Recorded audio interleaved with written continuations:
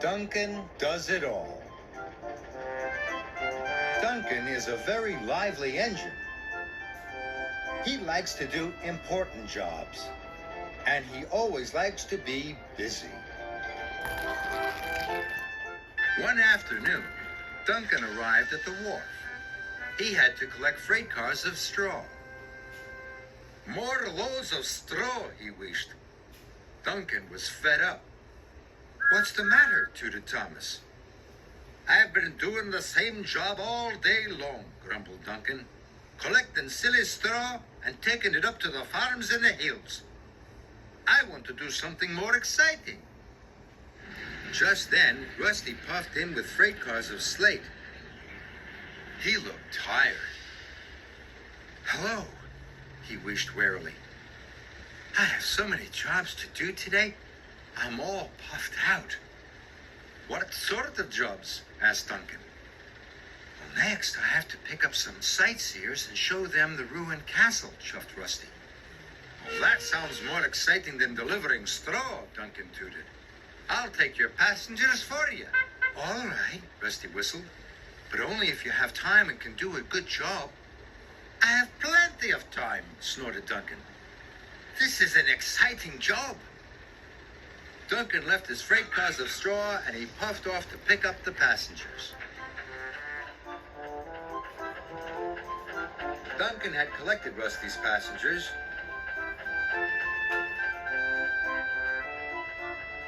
And soon he was chuffing cheerfully through the beautiful countryside. "Look at the sights! Look at the sights!" His wheels clickety-clacked along the tracks.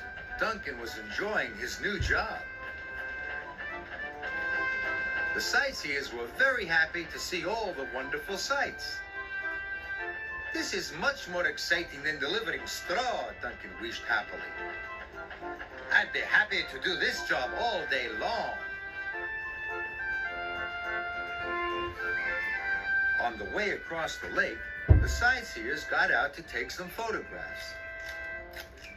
Duncan had to wait for them.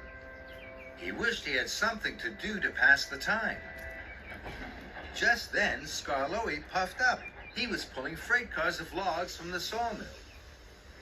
"Flatten my funnel," he whooshed. "These cars are heavy. I hope I'm not too late for my next job." "What is your next job?" Duncan asked his friend. "I have to collect sheep from the farm," puffed Skarloey, "and take them to market."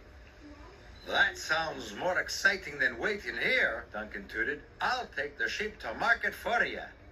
"Thank you," steamed Skarloey, "but only if you have the time and can do a good job." "I have plenty of time," chuffed Duncan. This was an exciting job. And he puffed off to collect the sheep.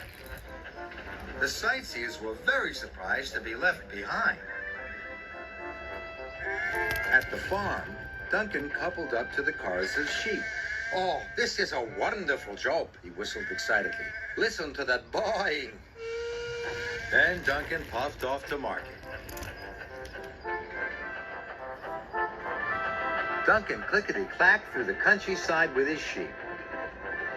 "This is much more exciting than pulling sightseers," he hooted. Up the track, Sir Handel was at the water tower. "What are you doing today?" puffed Duncan.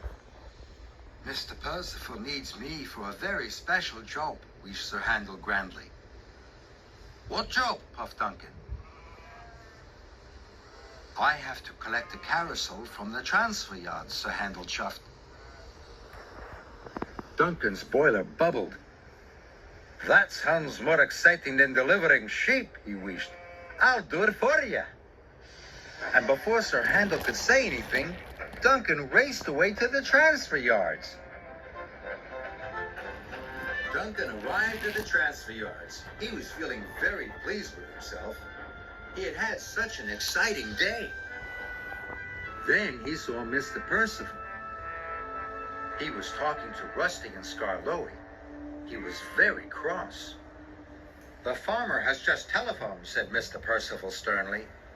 "His straw hasn't been delivered. There are sightseers in his field, and his sheep haven't arrived at market." Bust me buffers, Duncan gasped. I promised my friends I'd do a good job, he wished, but I haven't. And now his friends were in trouble. It's all my fault, sir, puffed Duncan.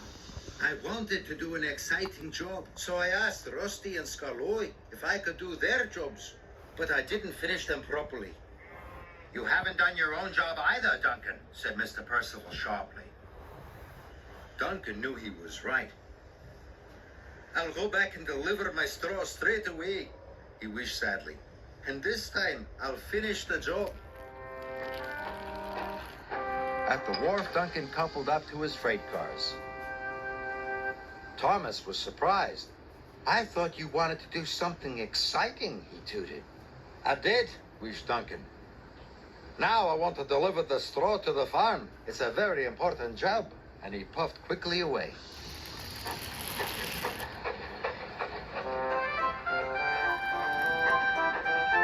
Duncan met Rusty at the lake. Do you want to help take my sightseers to the forest? Hooted Rusty. No, thank you, chuffed Duncan. I'm enjoying doing my own job.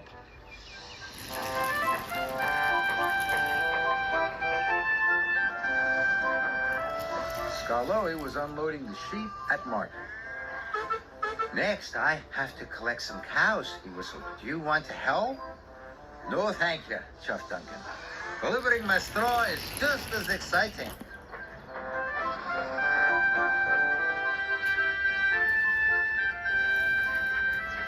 When Duncan arrived at the farmer was pleased to see him. That made Duncan feel very happy. He had finished his job properly, and he had been a really useful engine.